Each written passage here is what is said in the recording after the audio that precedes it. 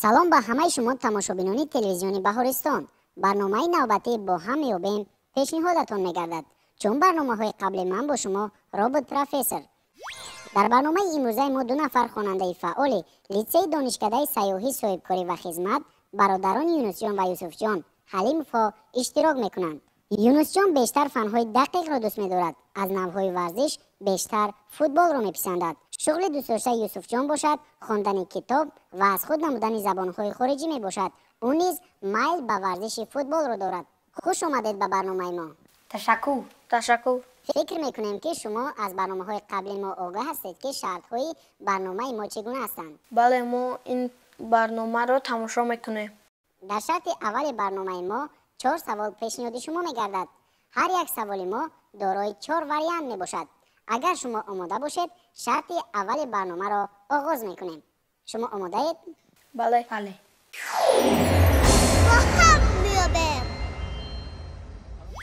пас шурӯъ мекунем. саволи аввал, бо диққат гӯш кунед. кӯли Сарез дар кадом ноҳияи ҷумҳурии Тоҷикистон воқеъ гардидааст?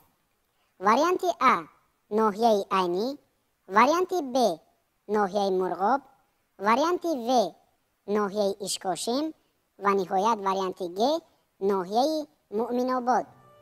хуб, фикр кунед.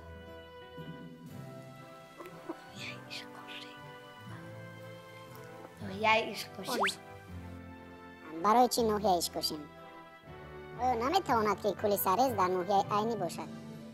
умуман шумо медонед ки кӯл чӣ маъно дорад? кӯл инҷост ки дар онҷо об ҷамъ мешавад. вариантҳоро бори дигар такрор мекунам. ноҳияи Айнӣ, ноҳияи Мурғоб, ноҳияи Ишкошим ва ниҳоят ноҳияи Муъминобод. бори дигар фикр кунед. ба фикри мо кӯл дар ноҳияи Мурғоб ҷойгир аст. ба фикри шумо ноҳияи Мурғоб дар кадом вилояти ҷумҳурии Тоҷикистон ҷойгир шудааст? ноҳияи Мурғоб дар вилояти Бадаҳшон ҷойгир шудааст. шумо ин ҷавоби худро ба чанд хол баҳогузорӣ мекунед? ба 10. бо диққат бошед, ҷавоби дурустро мехонам. кӯли Сарез дар ноҳияи Мурғоби вилояти мухтори кӯҳистони Бадаҳшон ҷойгир аст. он дар қаторкӯҳи Рӯшон дар баландии 3250 метр аз сатҳи баҳр воқеъ гаштааст.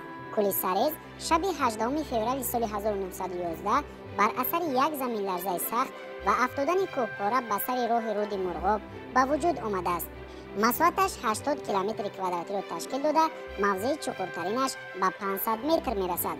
мутахассисон тахмин мекунанд ки ҳаҷми оби кӯли Сарез зиёда аз 17 миллиард метри мукааб буда, вазнаш ба ҳисоби миёна ба 19 миллион тонна баробар аст. ин кӯл яке аз манбаъҳои оби ширин дар минтақа ба шумор меравад. офарин ба шумо. посухи шумо комилан дуруст аст ва шумо соҳиби 10 хол гардидед.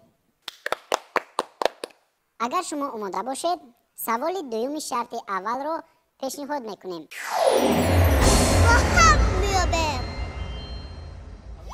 саволи дуввуми шарти аввали мо аз фани география мебошад. оё шумо ин фанро дӯст медоред? бале. пас агар омода бошед, савол ва вариантҳоро пешниҳоди шумо мекунам. шакли асосии сайёраи Замин чӣ гуна аст? вариантҳоро барои шумо пешниҳод мекунам. варианти А доирамонанд, варианти Б росткунҷамонанд, варианти В геоид ё наздик ба тухмшакл ва ниҳоят варианти Г курашакл. шумо фурсат доред, метавонед фикр кунед. курашакл. ба фикри шумо замин наметавонад ки геоид ё монанд ба тухмшакл бошад. агар шумо барномаҳои телевизиони Баҳористонро тамошо карда бошед ва ё дар бахшҳои барномаи як соат дар бораи замин дар бисёр мавридҳо маълумотҳо пешниҳод мешавад. бори дигар фикр кунед.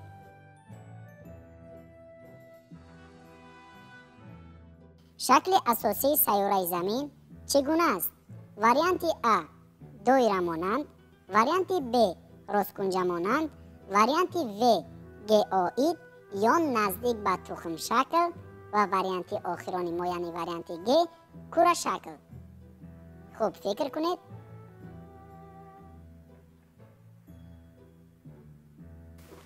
وریانت گ. شما باید خوب فکر کنید زیرا که در صورت نادرست پیشنهاد کردن جواب می تواند خلهای شما کم کرده شود. باید دیگر فکر کنید. سیاره زمین شکل کره شکل دارد. یعنی شما در فکر خود استوار هستید. وریانت و. یعنی چی؟ یعنی مانند با تخم. برای چی شما این وریانت رو انتخاب کردید؟ با فکر ما سیاره زمین با مانندی تخم مانند است. یعنی شما انتخاب آخرین شما وریانت و. بهای خود را به چند خال بها گذاری میکنید؟ با 5. یعنی که نه آنقدر به پاسخ خود باوری دارید. پس وریانت درست را میخونم. با دقت باشید. در اصل شکل زمین گئوئید یا نزدیک به تخم مانند می باشد. این شکل به یگان نقشه گئومتری منسوب نبوده فقط برای خود زمین خاص است. کره شکل نام گرفتن زمین برای عامه فهم بودنش در کتاب‌های درسی و ادبیات دیگر بدیعی معمول است. آن را برای فهما شدن حکمرانی‌ها کره شکل میگویند. آفرین، اکنون شماره خال‌های شما به 15 رسیدند. شرط‌های من بعده برنامه ما ادامه دارد. در صورت درست پاسخ گفتن البته باز شماره خال‌های شما زیاد می‌گردد. اگر شما آماده باشید سوال سوم را پیشنهادتان می‌کنیم. شما آماده اید؟ بله.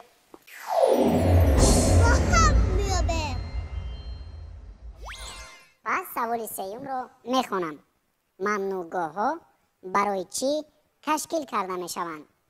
وریانت ا برای حفظ زراعت کشاورزی، وریانت ب برای حفظ سیستم‌های اکولوژی، وریانت و برای سیاحت و شکار کردن و نهایت وریانت گ برای چرانیدن چاروا.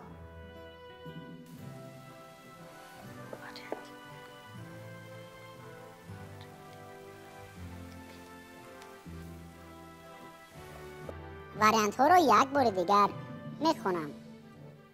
وریانت ا برای حفظ زراعت کشاورزی، وریانت ب برای حفظ سیستم های اکولوژی، وریانت و برای سیاحت و شکار کردن و وریانت گ برای چرانیدن چاروا.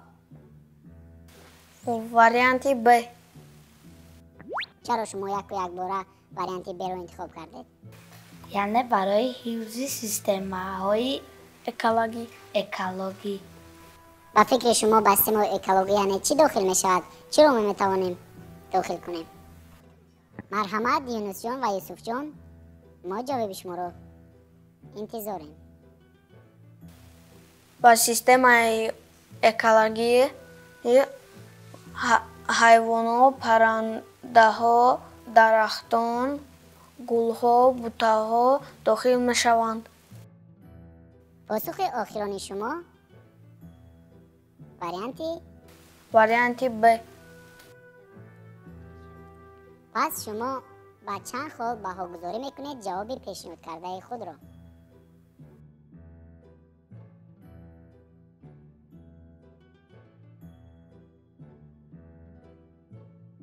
ما جواب خود را با 6 خال افاده میکنیم. پس جواب درست را میخوانم. با دقت باشید. ممنوعگاه‌ها برای حفظ سیستم‌های اکولوژی تشکیل کرده می‌شوند. در نوبت خود ممنوعگاه‌ها وابسته به وظیفه‌شان می‌توانند بیوسفروی، دولتی، بین‌المللی، سرحدی، تجربوی، تاریخی، اکولوژی و غیره شوند. در ممنوعگاه‌ها شکار، چرانیدن چاروا، بریدن درختان، جمع‌آوری رستنی‌ها، استحصال و کارکرد ثروت‌های طبیعی، گشت و گذار آدمان بدون گذراندن کارهای علمی و تحقیقاتی قطعاً منع است. در ممنوعگاه‌ها تمام عامل‌های طبیعی، عالم حیوانات، نباتات، دریا و کوه‌ها در حالت اولیه طبیعی نگاه داشته می‌شود. آفرین به شما، پاسخ داده شما کاملا درست است و شما صاحب 21 خال گردیدید. میگذاریم به سوال چهارمی شرط اول برنامه. اگر شما آماده باشید شروع میکنیم. شما آماده اید؟ بله.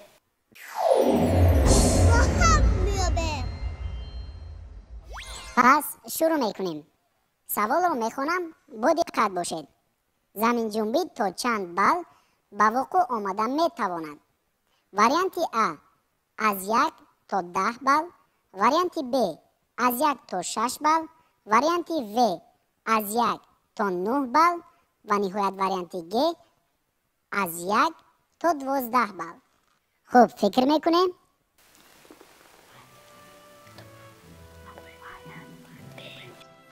شما میدونید که زمین جنبی رو با چی معاین میکنند؟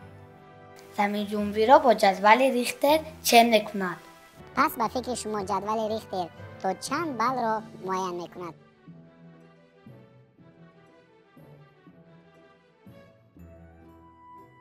از 1 تا 12. از 1 تا 9. برای چی شما عقیده خود را زودک عوض کردید؟ به فکر ما از 1 تا 9. یعنی که زمین جنبی میتواند از 1 بال تا 9 بال را فرا گیرد. بله. من بار دیگر سوال را با واریانت ها پیشنهاد میکنم و فکر آخرانی شما را انتظارم. زمین جنبی تا چند بال به وقوع آمده میتواند؟ واریانت ا از 1 تا 10 بال، واریانت ب از 1 تا 6 بال، واریانت و از 1 تا 9 بال، واریانت گ از 1 تا 12 بال.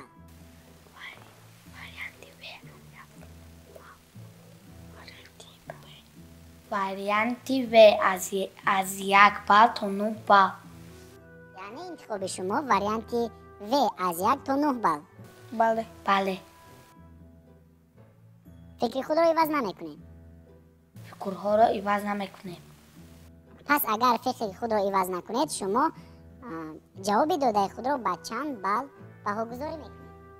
ما جوابمان را با 4 بال افاده میکنیم. پس من جواب درست را میخوانم. زمین جنبی از 1 تا 12 بال را فرا میگیرد که از همه زمین جنبی های وزن‌ترین و خرابی آور آن از 6 بال بالا می باشد.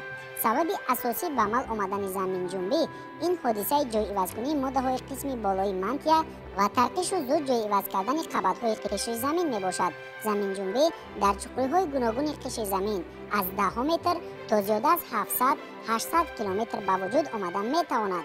عالمان معین کردند که به حساب میانه در یک سال 1 مرتبه زلزله هلاکت آور، 100 مرتبه خرابی آور و زیاده از 1 میلیون زلزله حس نشونده به غیر از زلزله های در اقیانوس ها به عمل آمده رخ می دهند. متاسفانه پاسخ داده شما نادرست است. شماره کالهای عمومی شما 21 عدد بودند. شما که به سوال ما پاسخ نادرست دادید و پاسخ خود را به 4 خال بهاگذاری نمودید، 4 خال شما اکنون کم کرده می شود. شما رو 70 نیستید. ما کوشش میکنیم که با آینده خالی بسیار میگیریم. یوسف جان و یونس جان، اگر هر دوی شما آماده باشید ما به شرط دومی برنامه میگذاریم. ما تیاریم.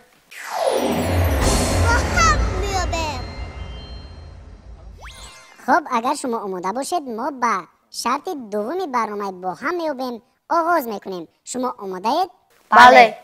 در شرط دومی برنامه ما 4 دلیل پیشنهاد میگردد. شما درست و یا نادرست بودن دلیل ها را اثبات میکنید و یا پیشنهاد ما میگردانید. اگر شما آماده باشید دلیل اول را پیشنهادتان میگردانم.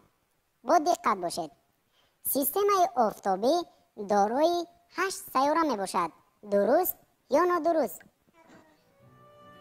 نادرست. برای چی نادرست؟ شرح داده میتوانید؟ و فکر شما در سیستم آفتابی چند سیاره می باشد؟ با فکر ما در سیستم آفتابی 9 سیاره می باشد. نمبر کرده می توانید؟ من می توانم که چند تاش را نمبر کنم. زمین، ماهتاب، نپتون، مارس، زحل. آفرین به شما، تشکر.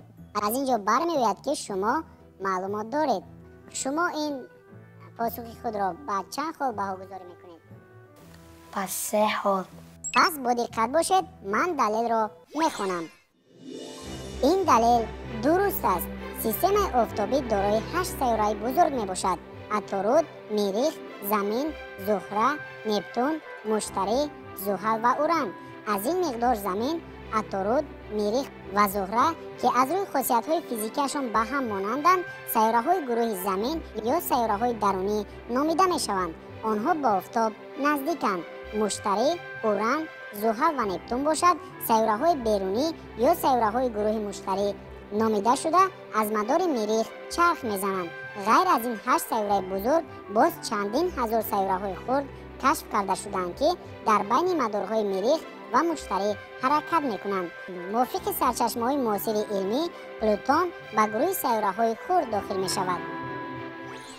متاسفانه شما با 3 خال خود را از دست دادید. حالا شماره خال‌های شما 14 عدد می باشد. شما باید زیرکی را از دست نداده خوب فکر کنید و دلیل‌های پیشنهاد شده را درست پاسخ دهید.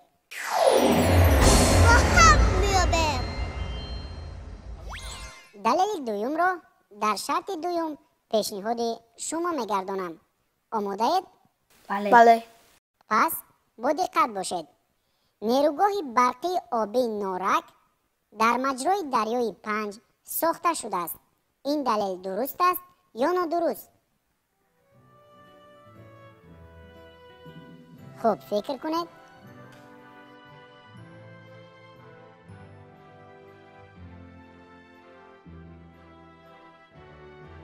این دلیل نادرست. پس شما این دلیل خود را به چند خال بهاگذاری میکنید؟ ما جواب خود را با 10 خال بهاگذاری میکنیم. پس شما آماده باشید، من دلیل را میخونم. این دلیل نادرست است. نیروگاه برقی آبی نارک در دریای وخش ساخته شده است. این دریا در جنوب و غرب جمهوری جایگیر بوده. طولش 524 کیلومتر را تشکیل می‌دهد. منبع اساسی سرچشمه آب دریای وخش پیریخ‌ها و برف‌های کوهستان میباشد. در این دریا به غیر از نیروگاه برقی آبی نارک، اینچنین نیروگاه‌های بایغازی، سنگتوده 1، سنگتوده 2، شرشره و اینچنین بزرگترین نیروگاه در منطقه که تا امروز 2 اگریگات آن به استفاده داده شده است، یعنی نیروگاه برقی آبی راغون ساخته شدند که تامین کننده اساسی قوه برق در کشور به حساب می‌روند. آفرین به شما. شما توانستید که شماره خال‌های خود را به 24 عدد رسانید.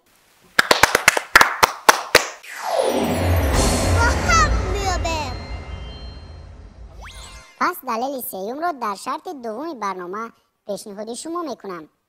قبط گازی زمین را گیدروسفر میگویند. این دلیل درست است یا نادرست؟ خوب فکر میکنیم. درست یا نادرست؟ درست. یعنی به فکر شما قبط گازی زمین را گیدروسفر میگویند. بله. بار دیگر دلیل را میخونم. قبط گازی زمین را گیدروسفر میگویند. این دلیل درست است یا نادرست؟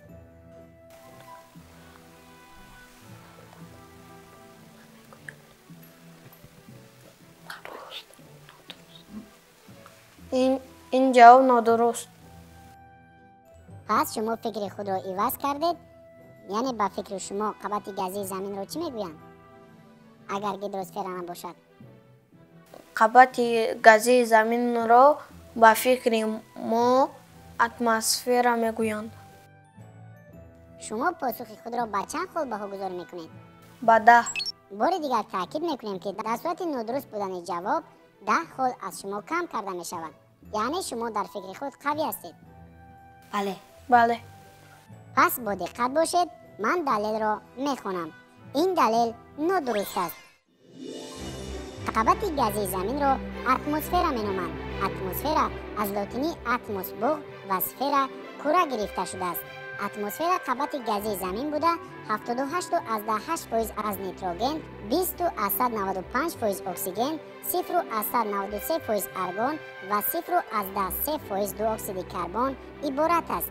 دیگر گازها مانند هیدروژن، گلی، کریپتون، رادون و غیره در ترکیب هوا خیلی کم وا میخورند. هیدروسفر باشد این قبط آبی زمین می باشد. کاملا پاسخ داده شما درست است. حالا شماره خالهای شما به 34 رسیدند. شما را تبریک میکنیم.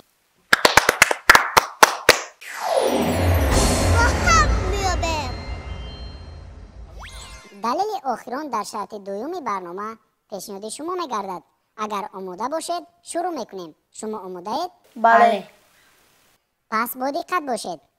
فراشتروک یعنی پرستو به گروه پرندگان مقیمی داخل می شود.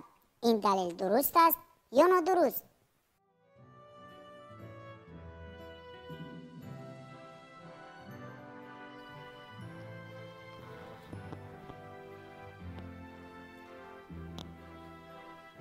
شما میدونید که مقیمی خود چی معنا دارد؟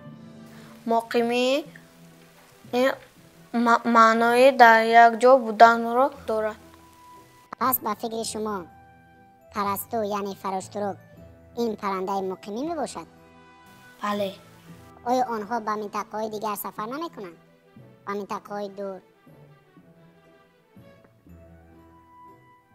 بار دیگر دلیل را پیشنهاد می کنم.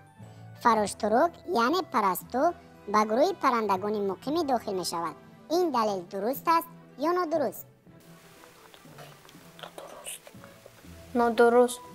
پاسخ خود را به چند خال بها گذاری میکنید؟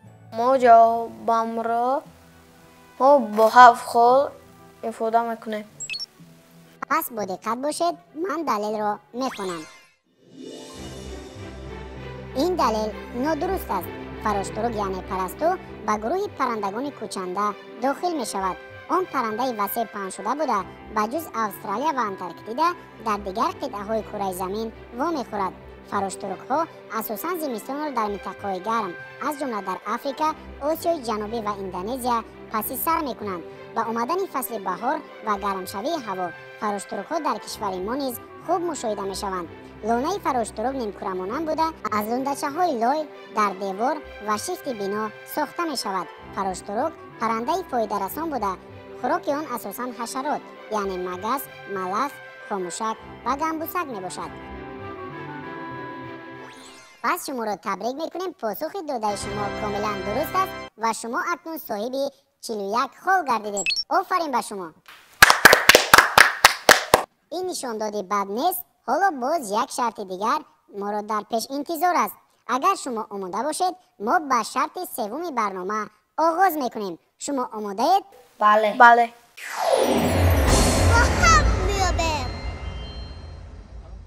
در شرط سوم برنامه سپارش اول چنین است. شما از شماره 100 تا شماره 1 می توانید 3 عددی را پرتافته نامبر کنید. شرط برای شما فهم است؟ بله. با اشاره من وقت شروع می شود و شما آغاز می کنید.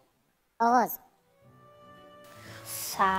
100 97 94 91 88 85 82 79 76 73 70 67 64 61 57 55 52 49 46 43 40 39 36 37 36 36 30 بعد از عدد 40 37 بله درست. 37 34 31 درست. وقت شما به انجام رسید. آفرین به شما. شما در این شرط 23 خال به دست آوردید و یک جا با 41 خال شما شماره عمومی خالهایتان به 64 عدد رسیدند که این شماره خیلی خوب است. آفرین به شما.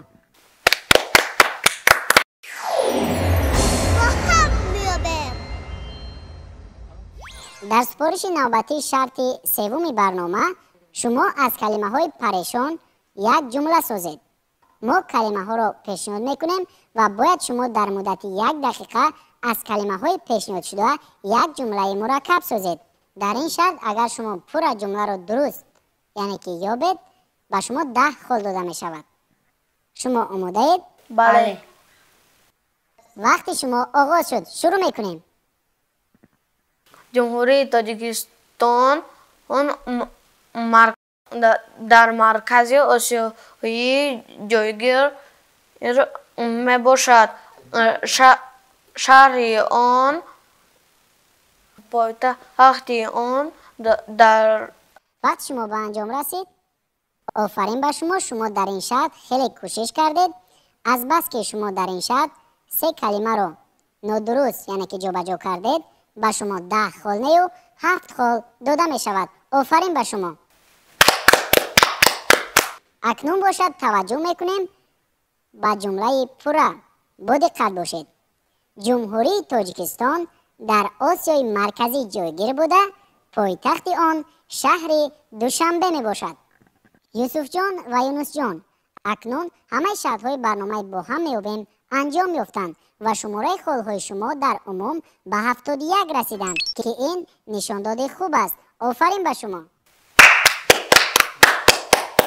дар ҳамин ҷо барномаи бо ҳам меёбем анҷом меёбад ва дар нашрҳои минбаъда албатта боз хонандагони мисли шумо фаъол дар барномаи мо даъват мегарданд.